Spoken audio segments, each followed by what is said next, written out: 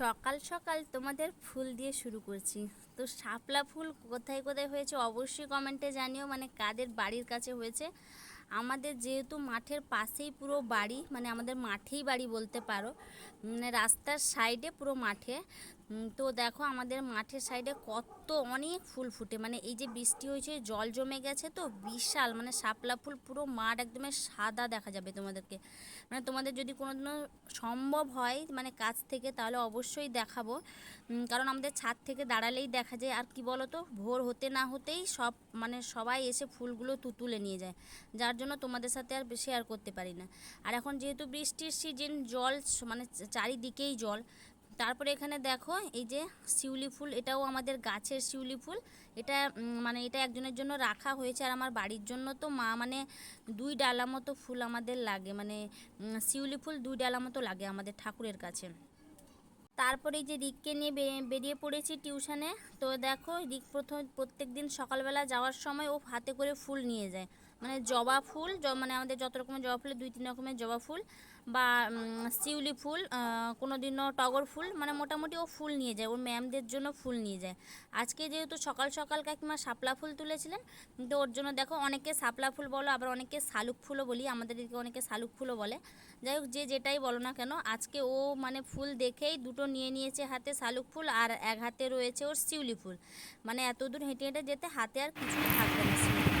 Hello guys, good morning সবাইকে। সবাই কেমন আছো? আই হোপ সবাই ভালো আছো, আর আমরাও অনেক ভালো আছি। আমি শিবানীস ব্লগে তোমাদের সবাইকে একটা নতুন ভিডিওতে অনেক ওয়েলকাম ও অনেক ভালোবাসা। তো দেখো এই যে সকাল থেকে ব্লগটা শুরু করছি, ফ্যানের তলায় এসে বসে গেছি। সকালবেলা উঠে যা যা কাজ থাকে কাজ বাজ কমপ্লিট করে স্নান দান করে রিককে নিয়ে গেছিলাম ছাড়তে। তারপরে রিককে ছেড়ে দিয়ে এসে ঘরে ছিলাম। তারপরে জামা কাপড় এখনও কাচিনি, ভিজিয়ে রেখেছি।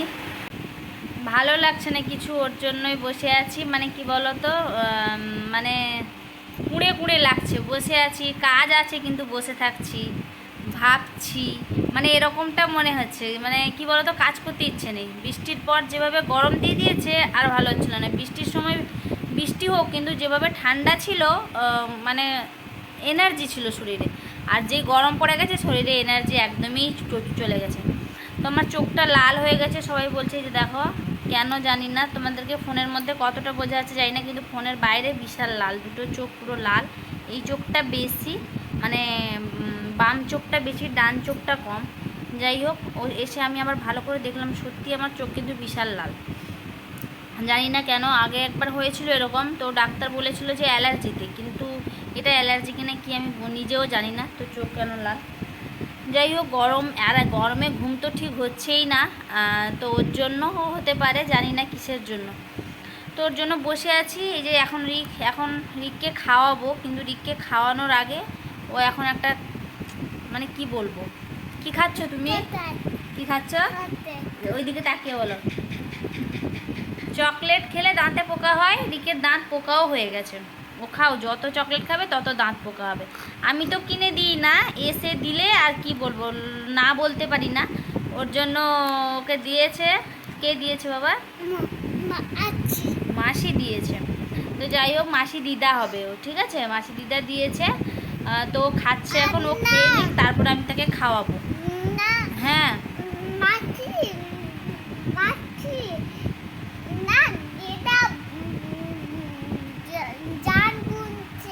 দিদা জাল গুনছে। উনিও দিদা, মাসিও দিদা হবে। তুমি বলো মাসি ঠিক, কিন্তু ও মাসি দিদা, ও হচ্ছে বুড়ি দিদা, বুঝেছো?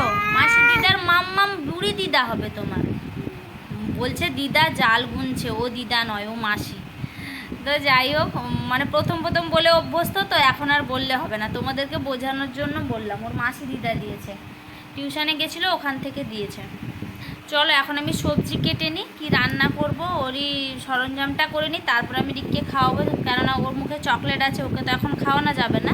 ওর জন্য ও চকলেটটা খেতে থাক, আর আমি এখানে এক সাইডে কাজগুলো শেষ করে নিই। এই যে সব সরঞ্জাম করে নিয়েছি দেখো, আধো আধো আমার রান্নাও কমপ্লিট হয়ে গেছে। এখন আমি রান্না যেটা করব সেটা হচ্ছে মাটন। আজকে অনেক দিন পর মাটন এসছে, অনেক দিন না অনেক মাস বলতে পারো।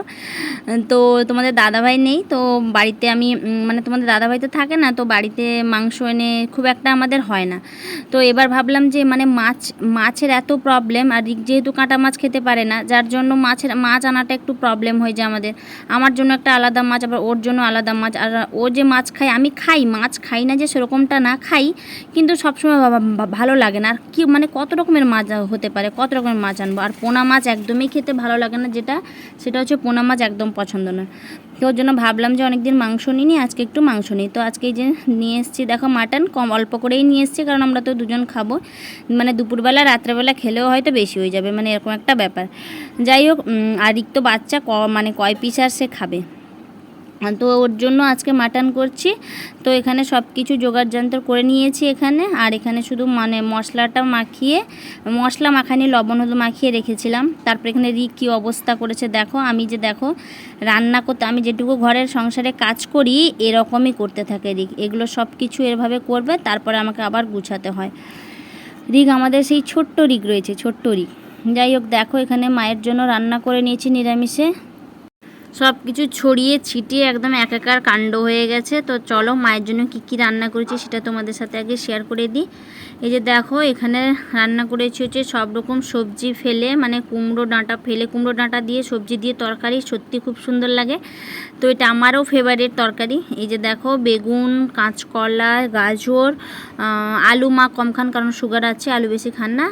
আর এখানে রয়েছে হচ্ছে কুঁদলি আর কাঁচকলা ভাজা, আর তো স্যালাড থাকবে বা আচার থাকবে, দিলেই হয়ে যাবে। আর এখানে আমার মাংস কষানো হয়ে গেছে, তারপরে আমি এখানে প্রেসারে দিয়ে দিয়েছি, যেহেতু মাটন একটু প্রেসারে না দিলে হবে না। তো চলো আজকের ভিডিওটা এই পর্যন্ত, সবাইকে টাটা।